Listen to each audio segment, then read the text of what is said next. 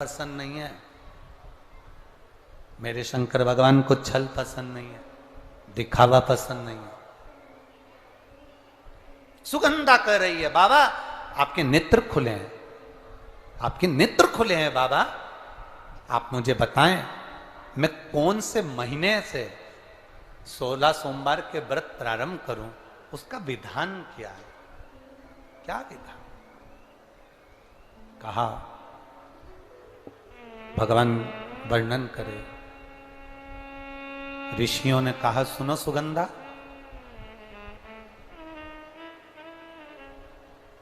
ये 16 सोमवार का व्रत कोई साधारण नहीं है। सुगंधा, संतान की प्राप्ति के लिए अगर 16 सोमवार का व्रत उठाया जाता है तो श्रावण के पहले सोमवार से उठाया जाता है। कब से उठाना चाहिए?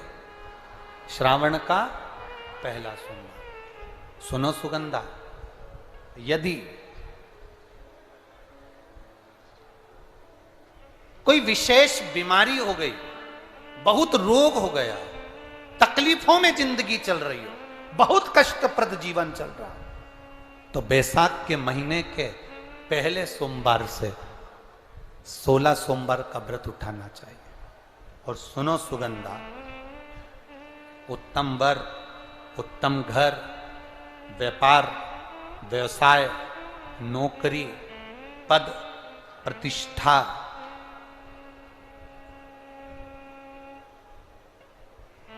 के लिए अगर हमें व्रत करना है तो मार्गशीर्ष मास का पहला सोमवार से इस व्रत को प्रारंभ कर देना चाहिए। मार्गशीर्ष मास का पहला जो सोमवार हो उसमें इस व्रत को प्रारंभ कर लो। और सुनो सुगंधा, ये व्रत दोपहर के तीसरा जो पहर हो, प्रदोष काल, उस प्रदोष काल के समय पर आप इस शिवलिंग की पूजन अपने घर में पार्थिव बनाकर स्मरण कर कर भगवान देव अधिदेव महादेव के लिए प्रसाद तैयार कर कर,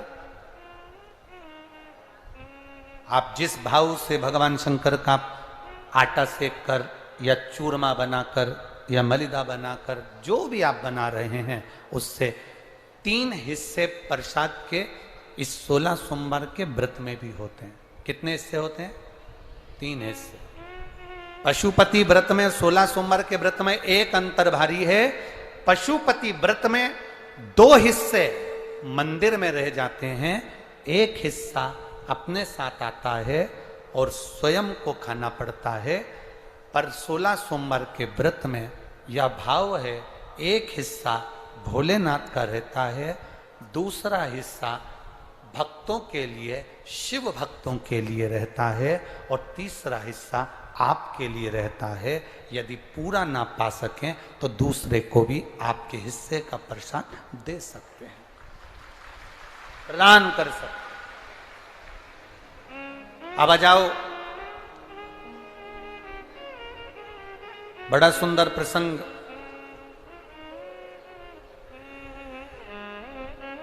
नरसिंह पुराण का आता है।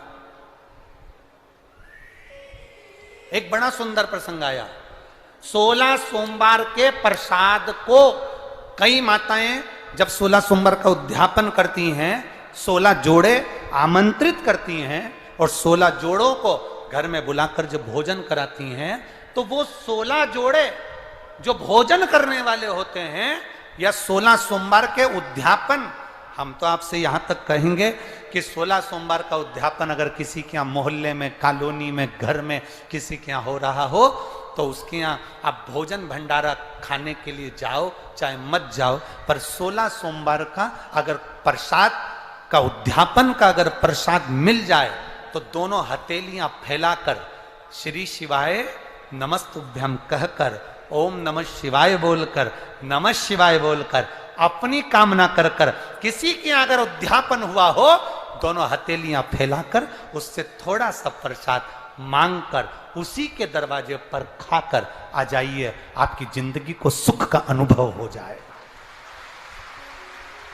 तो कोई पूछे ये कथा कहां से ली, तो आप बता देना नरसिंह पुराण में यह वर्णन आता है। कौन से पुराण में है?